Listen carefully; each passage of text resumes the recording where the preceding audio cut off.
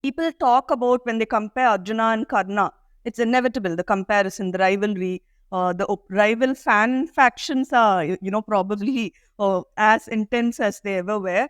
But people always say that Karna did not have Arjuna's, perks and privileges. Part of it is true. Karna did. He was, raised by a charioteer. It's not like Arjuna did not undergo hardship. There were times when he had to beg for food, long years spent in hiding, long years of privation. At that point, even after the infamous Game of Days, that was all hardship for them. I think Arjuna accepted the gifts, the blessings he'd been given of his birth, life in the palace, as well as the hardships. He weathered it with dignity and grace. You'll never hear Arjuna at any point in the epic pitying himself or feeling sorry for himself. That's the inspiring. Hello and welcome to another episode of the podcast. And our guest for today is Miss Anuja Chandramouli. For those of you who don't know her, she is an accomplished author who has written many different books about our own mythology, bringing out fresh perspective in these age-old stories of ours. So welcome to the show, ma'am. Hello, Arun. It's good to be here. Thank you so much for having me. That's kind of you, ma'am. As I was going through the various books that you have written about our own history of our own culture, so definitely you have researched about these different personalities. So which personality is your favorite? Like you cannot just stop talking about him or her.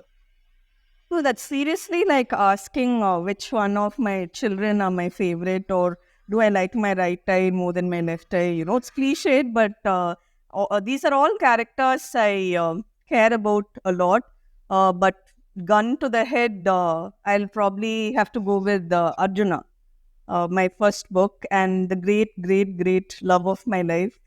And it's an eternal love story. I'll always love him. So, for whatever reason, Arjuna, I think, is an eternal favorite. And but like I mentioned, I wrote all these books because all these characters matter deeply to me at some level. I care about them all so much, whether it's Kamadeva, Shakti, Yama, Ganga, Tuglak, Prithviraj Chauhan, Padmavati, Abhimanyu, so Mohini. So these are all, I love them all actually. But yeah, I think I've answered your question. For whatever reason, it will be Arjuna.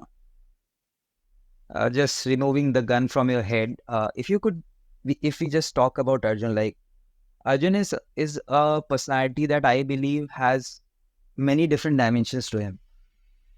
From the time that he was in the Gurukul till the time he matures as a soldier, and even after Mahabharat.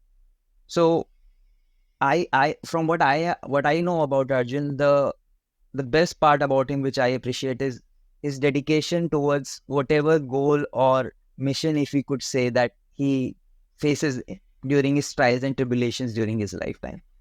So, what do you think differentiates Arjun from the other towering personalities which are there? In fact, Mahabharata is full of such towering personalities. So, what does, according to you, differentiates Arjun from them? For me, personally, with Arjuna, he was a very, very, very talented, special character, singled out by destiny to serve a great purpose.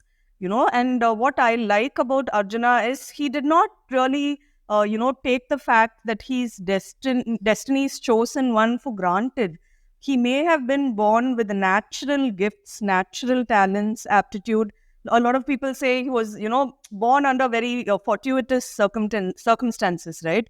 But the thing is, Arjuna didn't take his talent for granted. He didn't take any of the things that were given to him for granted. He kept practicing endlessly. No one worked harder than Arjuna. No one did. That's the honest truth. He already had a grueling training regime under Dronacharya, but he decided it's not enough. Of his own accord, of his own initiative, he used to practice through the night also. So it was not like he picked up the bow and he became great. It's not like, and another beautiful thing about him is he was so brave. He was not afraid of hardship. People talk about when they compare Arjuna and Karna. It's inevitable, the comparison, the rivalry. Rival fan factions are, probably as intense as they ever were.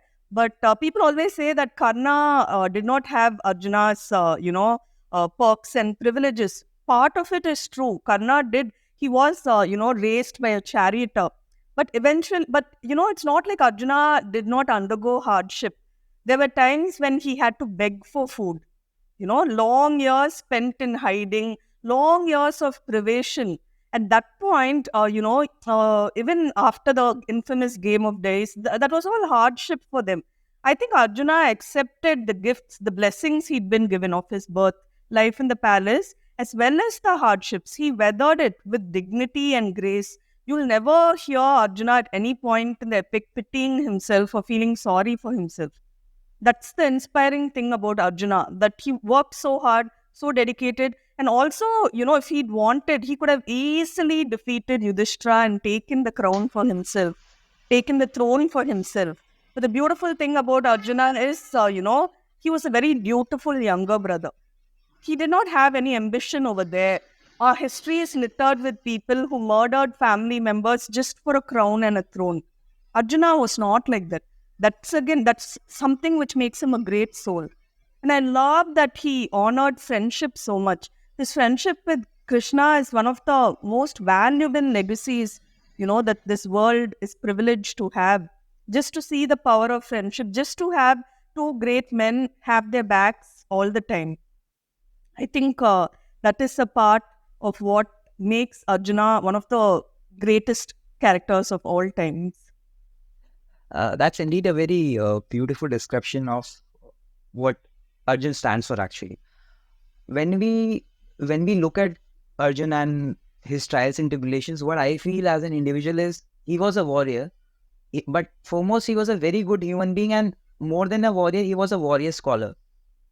So I think even during the Vanvas, he goes on to, if I'm correct, he goes on to learn this art of dance, which serves him later in the life when think goes to Swarglok, and he has to serve as a eunuch, if I'm wrong, if I'm correct over that part.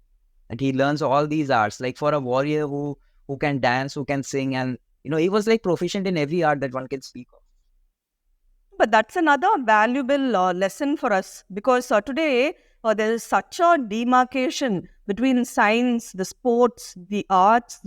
It's tough guys don't dance, tough guys aren't bookish. It is all these false misconceptions we have about the acquisition of knowledge and learning.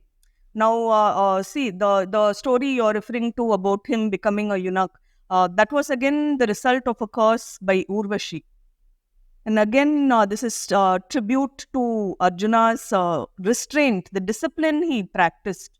Okay, so when he was away from his brothers, during the exile, Yudhishthira entrusts him with the task of, getting all the celestial weapons that he can probably add to his repertoire. So that's his task. He's very focused on that. Okay, I'm here to help my family. So when he's achieved his task, what we normally do is party. It's fair, it's okay, it's human to want to just party and have a good time.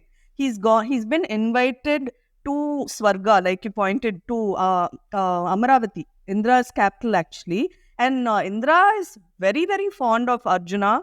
He knows Arjuna has been selected for this grand purpose. So they lavish so much love and attention on him. He's feasted and wined and dined. And Indra wants him to experience all the pleasure there is. But Arjuna chose not to. He only, he ate sparingly, he drank sparingly, only so that he does not disrespect Indra. But with the whole women thing or whatever, with Apsaras and everything, he felt it would be bad form for him to have too good a time, because his family is living in the forest, subsisting on what they can find. So that's again, I love that discipline which he had. And Urvashi, they say hell hath no fury like a woman scorned. So this is Urvashi feeling insulted that Arjuna chooses not to accept her favors. So she curses him with the loss of his manhood, and Indra modifies the curse. He tells it will help you during the year when you're supposed to remain incognito. So, and Arjuna, again, he's taught music and dance by the Gandharvas. Again, because Indra felt he needed that well-rounded education, because it would make him a better warrior, a better person. which is why, if we also need to learn that we need to stop looking down on other art forms. We need to not see science and spirituality as two entirely different things, autonomous from each other. Because in the early days, it was felt that your education was incomplete without one or the other. You needed that balanced education. So today, all the time, we're talking about myth, history, this, that, fact checking. I think we are missing the big picture here, that we need to stop being so judgmental about the rights and wrongs of it. Is science better? Is spirituality better? Is art better? Music, dance, is it better? All these things, we need to stop doing it. We need to just assimilate all the knowledge we can, keep an open mind, and just absorb everything we can. That would probably help us, and that is a very that's why the Mahabharata is, it has so much relevance in contemporary times, because it's a treasure trove which we can use to better ourselves in this day and age. Indeed, I mean, this text was written like ages back, and even it doesn't matter how many times you have read the text, or from whatever sources you have read the text, or how many people to whom you speak about this text who know about this thing. Still, every time when you go through these stories, you will always get these fresh perspectives. As I was saying, you will get a new touch of thing, a nuance that you might not be aware, or might not have looked at it at the same way that it should have been. What I mean, even in like Mahabharat, when we talk about the text itself, what happens during Kurukshetra is one thing, the battle and the valor and the sacrifices, but how these different events culminate together to bring out the battle of Kurukshetra, like what happens with Shantanu, like ages back and all of that, then Bhishma Pitama, doesn't it, uh, it's like all these different threads of karma of so many different personalities who were like, who were, who were like literally good in their field, like they were the best from whatever we talk about. So how do you see these different threads coming together and culminating in Kurukshetra? Oh, that's the point of the Mahabharata, no? It's not just a very simplistic theme of good triumphing over evil. People like to bring it down to that. They like to talk about how it was a Dharma Yuddha. It wasn't. You can't look at it in those simplistic terms, because I think that is a little bit of an Abrahamic concept. With the Abrahamic faiths, you have this very clear cut version, this black and white version of events where you talk about right and wrong. The Mahabharata is far more complicated than that. It's not simply about two sets of cousins fighting with each other over a throne. It's not at all about that. It's basically the changing, or it's the war that was that took place on the crack between the ages, between Dwapara Yuga and Kali Yuga. Okay, so this massive, it's like tearing down a building to build a new. Okay, so these were all every single character. There's no, I don't. One of the beautiful things is there's no judgment. You can't say Duryodhana was bad, this guy was bad, this guy was bad, because at the end of the war, when Yudhishthira makes the ascent to heaven, the Mahabharata concludes by saying that all these characters were granted a place in heaven. Nobody was condemned to the fires of hell. The whole point is that the designs of destiny are extremely obscure. Just because we don't understand it, it doesn't mean that we can dismiss it or form erroneous judgments about it. Everyone had a part to play, and if they played it, it was considered as worthy of merit, which is again one of those complicated concepts which we'd have little patience for. We want very simple answers: good, bad, ugly. That's it. But it's not like that. It's not at all like that. Even somebody who's considered a villain, like again, I will go back to Duryodhana or Shakuni. Okay, in the Ramayana also you have this similar thing with Mantra and Kaikeye. Okay, I'll use that example from the Ramayana because Kaikeye has been one of the most vilified women of all time, because she was responsible for sending Rama to exile. But if you actually read the Ramayana patiently, you realize that Rama himself had nothing but respect and love for Kaikei. He always loved her. He will not let a single person say anything mean about her in his presence. When Lakshmana is being very cruel to Kaikei and saying all sorts of mean things, Rama says, do you remember when we were little boys, we were always welcome in her home. He'll call her mother. He'll say, Mother Kaikei always made us feel welcome. She loved us so much. She took such good care of us. He'll say, why Lakshmana? Maybe she's done one thing which you don't like.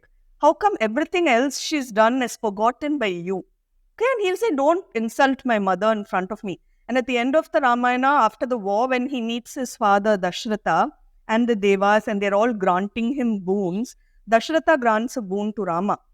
And Rama asks for only one thing. He says, I want you to forgive my mother. She's hurting because she lost your love. That's an injury which she cannot recover from. She carries the burden of your hatred. She doesn't deserve it. My mother is a noble woman. I want you to acknowledge that. I want you to love her like before. It takes a very great, great, great soul to view someone who's, when we look at it, we see Kaikei as someone who's wronged him. Rama never saw it that way. And that's the beauty of itihasas, epics. The judgment is suspended. We don't have a judge, jury, executioner telling this person is evil. All these are later simplistic interpretations. Because as time went by, our attention spans get limited. We don't want complicated discourses on Dharma and philosophy. We are like, okay, we're quick to say a goddess, or we damn somebody, a woman, as a whore or a witch, and something else which rhymes with which is like, standard. But the epics were never like that. Even Ravana from Ramayana, and the great villains of the Mahabharata, like I pointed out, at the end of the Mahabharata makes it very clear. Everyone was given a place in heaven because everyone had fulfilled their destiny, which is how we should also look at it. We should look at the deeper meaning behind every character's actions. Indeed, like we all have a tinge of grayish behavior in ourselves. Like I always view human beings that way. And you have brought out very beautiful points about how these different epics have nuances to them. Like you just spoke about Shakuni. Yeah. I had a guess like some time back, and we were talking about Mahabharat itself, and what she really told me that, Shakuni had an opportunity during the war to run away. Like if you view how Shakuni had planned meticulously for this war to have happened, for the destruction of the Kuru clan, and that was in front of him, and he had a choice to, run away from the field and just go back to his Gandhar land and, live his life in peace. But when that war was taking place there in the battlefield of Kurukshetra, he didn't choose to do that. He fought the war as a Kshatriya should have.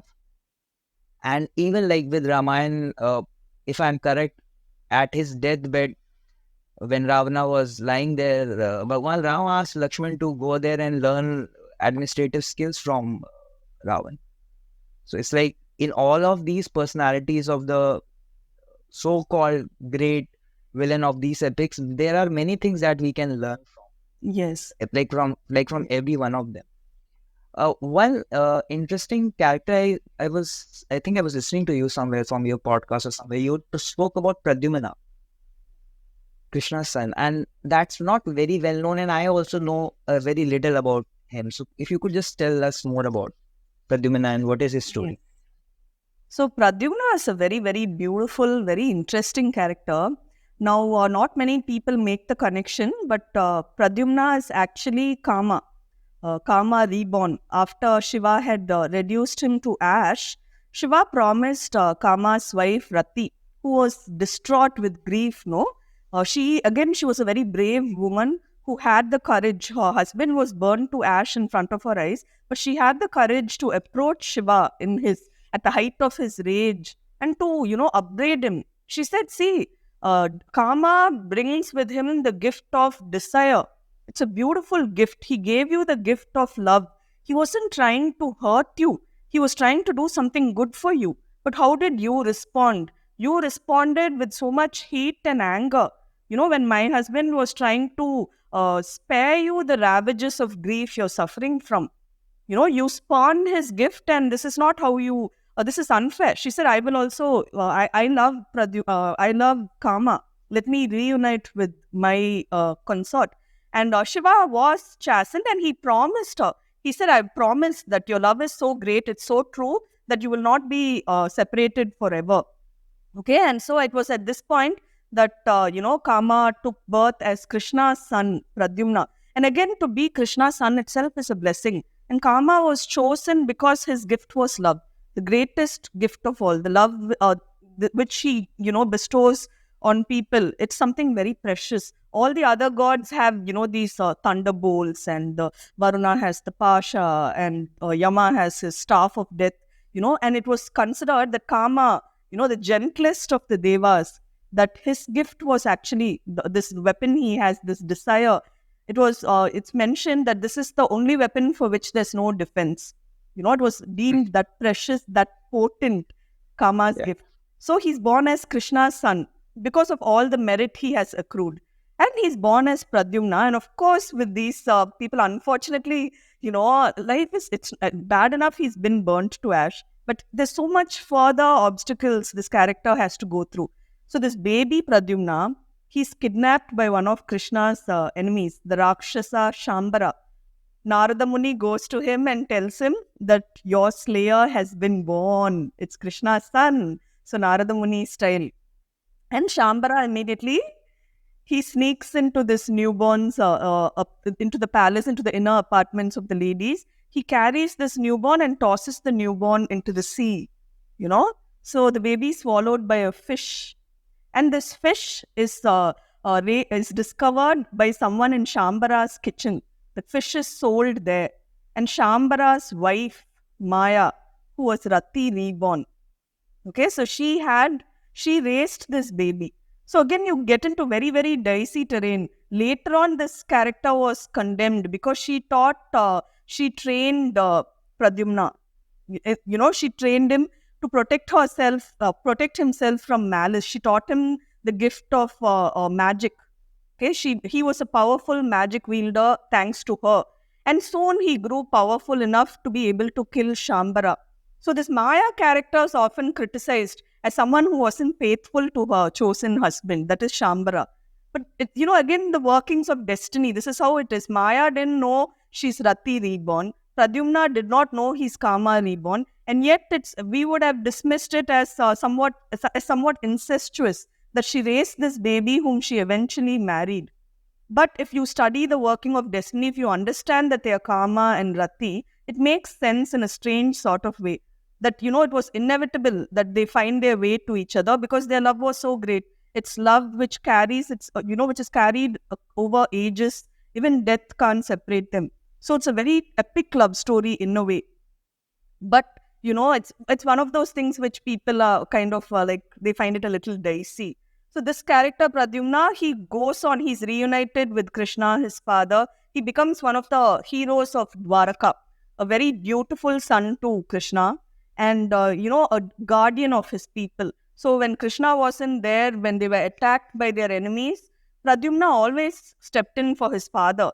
And he was loved and respected by his people. And at the end of the age, he dies very tragically. The entire Yadava clan was destroyed because of Gandhari's curse. And Pradyumna's death is one of the most tragic ones. He goes, Satyaki, Krishna's friend, is attacked by Kritavarman, who, if you remember, he was the commander of the Yadava army, which fought on Duryodhana's side. Only Krishna and Satyaki fought with the Pandavas. Okay, because Krishna offered his army of himself. Yes. Yeah. So it's all, how it's all, you asked how the threads come together. So which is how Kritavarman was on one side, Satyaki was on one side, and both are survivors of the war. And Satyaki says, you were part of the midnight massacre orchestrated by Ashwatthama. You are an evil man, you are a coward. And so brother turns on brother. The Yadavas were all kinsmen. So, that was the argument which led to the destruction of the Yadava race, just like Gandhari predicted. She said the Kurus were destroyed, you guys will be destroyed. And Satyaki is killed. Pradyumna goes to rescue him and he's torn apart, by all these. It's a very, very sad thing. But again, it means he's released from this world, this lifetime, so that he can go back and spend eternity with his love, giving the gift of love, which is all he ever wanted. He never had much of a taste for violence and bloodshed. It's reflected in Pradyumna also. He had great self control, discipline. Very nice guy, actually. Seriously sweet character. It's so good. I mean, the way you have described it, and I like the statement that you said that I think there is no difference against desire. There's something I'll note down somewhere like Yes. this, and it is like one of those human motivations or the part of our psyche that really helps to drive one forward. If you have it in check, and if you don't have it in check, then it can eventually lead to your destruction. And I mean, this Pradyumna story was very different. Now, when we speak about these great epics, there's one constant word that is being used whenever I speak about this stuff is dharma. And I always try to understand what dharma stands for different people. So for you, what does dharma stands for? No, you answered your own question. You said it stands for different things for different people, right? So and we were also talking about desire, weren't we? So let's just, pick up from where we left off, because desire again is one of those extremely dicey emotions which gets stigmatized and villainized a lot, especially female desire. Yeah, we can agree that it's something that people can't accept. You mentioned that desire, we know creation itself isn't possible without desire. Life would cease without desire. We know that. And yet we put so many checks and balances where desire is concerned. Let us ask, why is that? Why is it seen outside the purview of Dharma? Okay, it's very simple. Okay, when you look at it that way, it's all comes down to the fact that everyone has a dharma that is unique to them. Okay, and and let me explain a little further. Now Yeah. you must have heard about the Devdasis in India. Okay, Yeah. now the Devdasis were, just for those who don't know, the Devdasis were dancers. Okay, and they were called the Nitya Sumangalis, meaning eternally auspicious women, because they are the brides of God. They are consecrated to the temple and they become temple dancers. Okay, so they had certain powers which ordinary women and men did not have. They were highly educated, highly cultured women who were allowed to own land. They were paid well for their services. They were like feudal lords. So many people dependent on them and the temple which they served, which means we are again talking about powerful women who are allowed to indulge their desire. They chose their partners, their paramours. Oftentimes it was a business transaction. Sometimes it was a pleasurable transaction, because it's never the same. It varies with Devdasi to Devdasi. The point is they flourished for the longest time. But when the British came to India, and with them the missionaries came, okay, and for them, seeing that so many of the white sahibs are, they love these nautch parties, they love these dancing girls, they love the company of these cultured women, the missionaries found it hard to handle.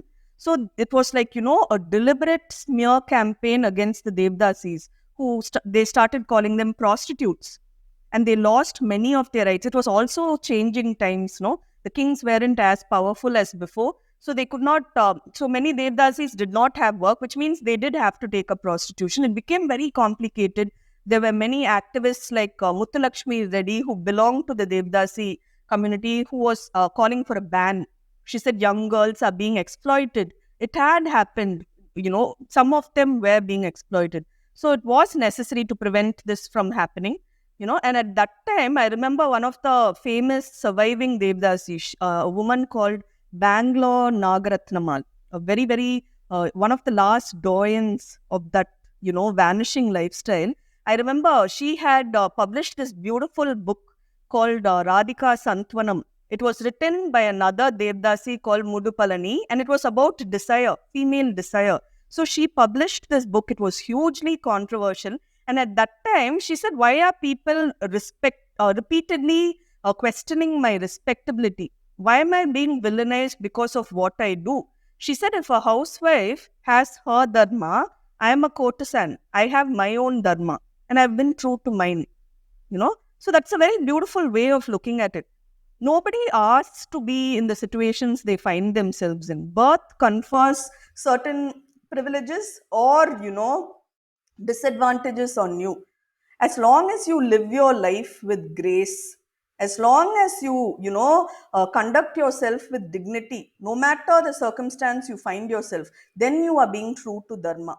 So we cannot have this narrow minded view of dharma or dharma. We can't say only this is right. Great. I will leave it at that then. One word that you mentioned right now is guardian, and I think that you have written a book about Yama as well. Yes.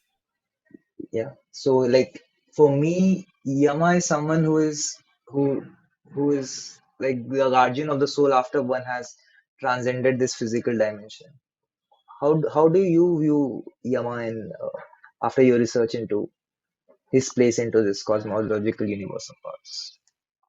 No, again, that was very very interesting. The research part when I worked on Yama's Lieutenant and the sequel. So now the previous book I had written was Shakti, and one of the themes in Shakti is that all roads lead to the same destination. Okay, whether you follow the right-handed traditional path or the left-handed unconventional path. So you would have heard of the buffalo demon, Mahishasura. Okay, and she's also called Mahishasura Mardini. So when you delve into Mahishasura's backstory, again you realize there's so much more than what we are told about this so-called animalistic, evil, violent villain. You realize there's so much more to his backstory. You realize how the Devas had singled him out as a threat, especially Indra. And Indra had his father and his mother killed. Before that, he had his uncle killed. So and he had his father. He got Kama's help, by the way. He had Indra's father fall in love with a female, a she buffalo. Okay, so that the child born to them is cursed as an abomination, and mother is stoned to death. So he's born in blood. He's born out of Indra's hatred, Indra's insecurities, his fears. So you understand why he hated Indra so much. Nobody mentions the things that Indra had done to him first before he was even born, simply because it was prophesied that this child would oust him from his throne. So at the end of it, what Shakti does is release him from this cycle of birth, rebirth. So Mahishasura, again, when he dies, it's not with sadness, it's not with grief, it's not with regret. He finds peace at the feet of the goddess. He feels everything he underwent, all the trauma he suffered, all the guilt he bears as a result of the violence he inflicted. All of it was a means to get him closer to her. So he surrenders at her feet. And it's a very beautiful ending because it tells you that nobody is exempt from redemption. It's a beautiful thought. So I went from there to Yama, where the question I asked myself was, who belongs in hell?